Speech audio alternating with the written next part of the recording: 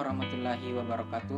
Perkenalkan, nama saya Muhammad Manurul Hidayat dari kelas PTIKF, jurusan Teknik Informatika dan Komputer dengan NIM 22020902035. Kali ini saya akan menjelaskan tentang yang pertama, hakikat dan urgensi identitas nasional. Yang kedua, dinamika dan tantangan identitas nasional. Yang ketiga, hakikat dan urgensi integrasi nasional. Yang keempat, dinamika dan tantangan integrasi nasional. Dan yang kelima, hakikat dan urgensi konstitusi negara Indonesia. Dan yang keenam, dinamika dan tantangan konstitusi negara Indonesia. Baik, yang pertama adalah hakikat dan urgensi identitas nasional. Pernahkah Anda berpikir merefleksi diri tentang Indonesia? Apa, siapa, di mana, sejak kapan, mengapa, dan bagaimana kondisi Indonesia? Dari pertanyaan-pertanyaan tersebut, ada pertanyaan penting, yakni tentang apa yang menjadi ciri atau karakteristik yang membedakan negara bangsa 27 Indonesia dibanding dengan negara lain. Kata identitas berasal dari kata identity. Dalam Kamus Besar Bahasa Indonesia, atau yang biasa disebut KBBI, identitas berarti ciri-ciri atau keadaan khusus seseorang atau jati diri. Dengan demikian, identitas menunjukkan pada ciri atau penanda yang dimiliki oleh seseorang, pribadi, dan dapat pula kelompok. Begitu juga dengan kata nasional, berasal dari bahasa Inggris, yaitu kata nasional. Baik, yang kedua adalah dinamika dan tantangan identitas nasional. Pengertian dinamika adalah sebuah pergerakan atau perubahan yang terjadi pada suatu hal yang menyebabkan sebuah dampak tertentu. Secara historis, khususnya pada masa embrionik, identitas nasional Indonesia ditandai ketika munculnya kesadaran rakyat Indonesia sebagai bangsa yang sedang dijajah oleh asing pada tahun 1908 yang dikenal dengan masa kebangkitan nasional atau bangsa.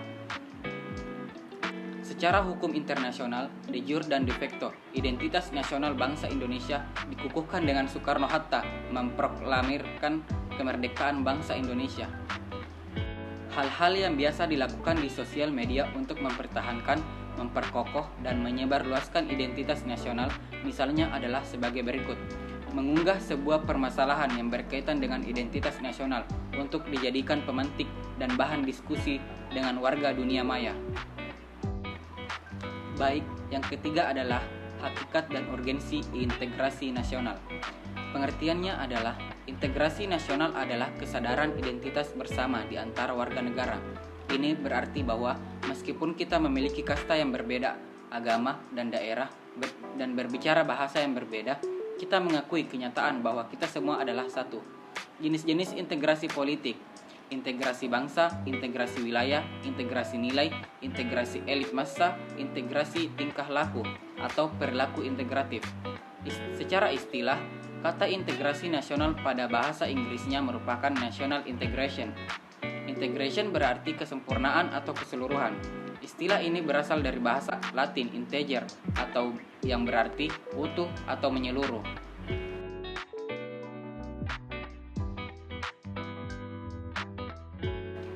Dan yang keempat adalah dinamika dan tantangan integrasi nasional.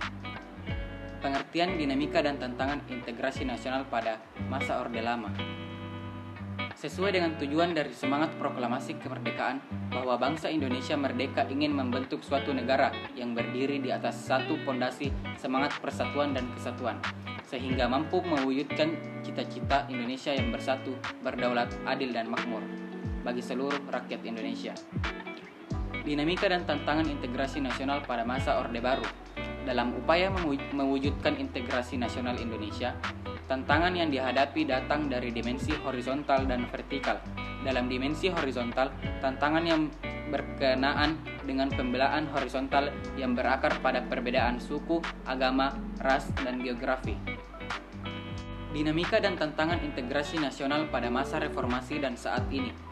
Ancaman terhadap persatuan dan kesatuan bangsa atau integrasi nasional jelas merupakan ancaman terhadap cita-cita bangsa Indonesia, khususnya untuk melindungi segenap bangsa Indonesia, bertujuan sebagai propaganda untuk memisahkan diri dari NKRI juga marak dilakukan. Baik, yang kelima adalah hakikat dan urgensi konstitusi negara Indonesia. Hakikat dan urgensi Konstitusi Negara Indonesia adalah sebuah sumber hukum tertinggi di suatu negara. Konstitusi mengatur pemerintahan antara penguasa dan rakyat. Bagian formal dari konstitusi juga memuat masalah kekuasaan dan batasan kekuasaan masing-masing organ administrasi negara. Tujuan konstitusi yang pertama adalah konstitusi adalah untuk membatasi dan mengontrol kekuasaan politik. Yang kedua adalah untuk memisahkan aturan kekuasaan dari pemerintahan sendiri.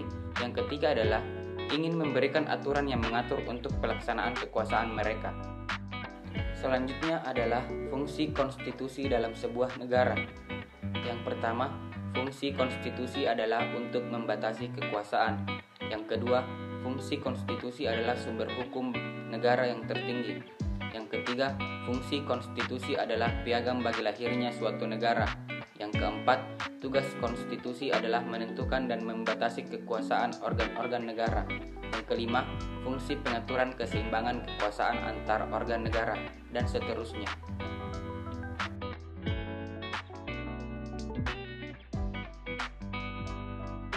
Dan yang terakhir adalah dinamika dan tantangan konstitusi negara Indonesia.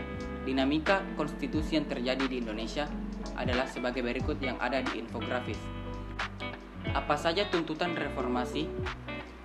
Yang pertama adalah mengamandemen Undang-Undang Negara Republik Indonesia tahun 1945. Yang kedua, menghapuskan doktrin duifungsi Angkatan Bersenjata Republik Indonesia.